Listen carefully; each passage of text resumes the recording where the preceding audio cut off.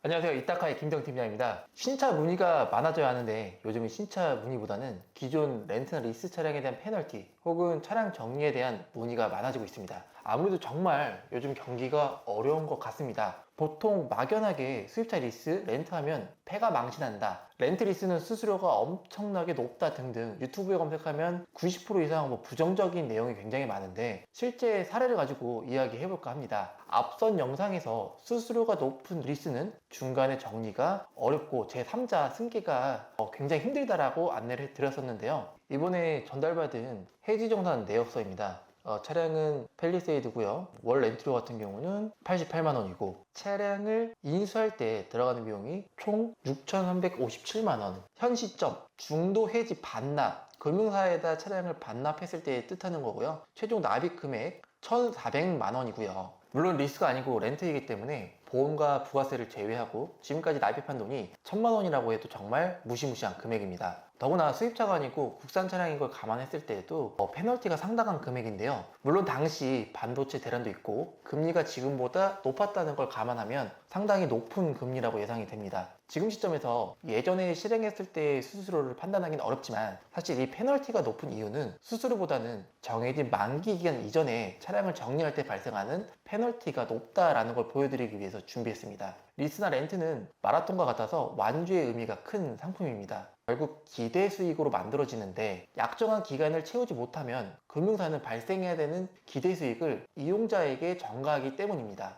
또 하나의 사례를 보여드리면 이분은 만기가 올해 12월 달입니다. 얼마 안 남았죠. 현 시점에서 차량을 반납하면 250만원 돌려받고 완납 승계를 하면, 즉 인수를 한다면 2200만원을 내면 된다는 뜻입니다. 리스나 렌트 둘 다 원리금 균등 상환 방식이라 만기가 다가올수록 BS 원금이 많이 줄어있기 때문에, 더구나 지금 보시는 그레인저의 경우 운행거리가 거의 없기 때문에 만기에 반납하는 것보다는 완납 승계로 돈을 받고 차량을 정리하는 게 더 좋은 사례였습니다. 대부분의 금융사 상품은 금감원의 표준 약관을 따르기 때문에 어느 정도 상식이 벗어나는 경우가 거의 없습니다. 다만 약정한 기간보다 짧게 해지를 하거나 약정한 키로수보다 운행을 더하거나 사고가 발생해서 골격 사고가 있다는 등등 어느 정도 페널티는 감수해야 합니다. 다음으로는 말도 많은 사고 페널티인데요. 이게 제 개인적인 생각에는 1, 2년 안에 뉴스에 한번 나오지 않을까 생각이 됩니다. 저번 영상에도 다뤘지만 이게 골격사고는 진단평가사마다 의견이 다를 수가 없는 경우거든요.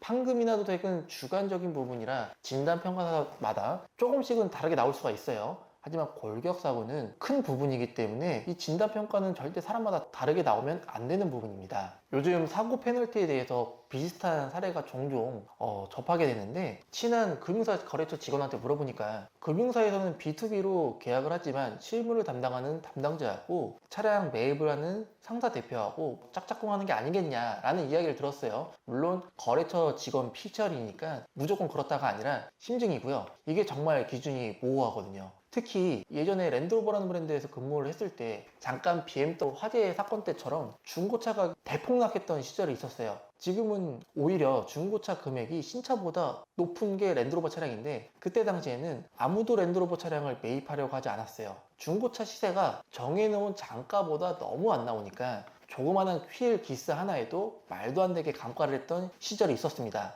재작년부터 올해까지 전쟁이라는 특수한 상황 때문에 중고차 가격이 오르고 현재 역대 최고의 장가로 금융 계약들이 진행이 되고 있는데, 이게 중고차 가격이 유지가 되면 상관이 없지만 반대로 중고차 가격이 정상 가격으로 돌아온다면 생각보다 많은 원상복구 페널티가 예상이 됩니다. 결론입니다. 지금까지 중장기 상품인 리스렌트 페널티에 대해서 알아봤는데요. 지금까지 많은 리스렌트 상품을 판매하고 저도 현재 지금 리스 차량을 이용 중에 있는데요. 리스렌트를 이용하시기 전에 월 이용 금액도 중요하지만 추후에 발생할 수 있는 여러 가지 페널티에 대해서도 어느 정도 인지하시고 시작하시는 게 중요합니다. 세상에 완벽한 상품은 없듯이 리스렌트도 장점이 많지만 단점도 분명히 존재하는 상품입니다. 현재 리스나 렌트를 이용 중에 계신 분들도 앞서 말씀드린 중도 반납 페널티나 사고 페널티, 원상복구 페널티에 대해서 어느 정도 해당이 되신다면 미리미리 준비하셔서 불이익이 없기를 바라겠습니다. 지금까지 시청해 주셔서 감사합니다.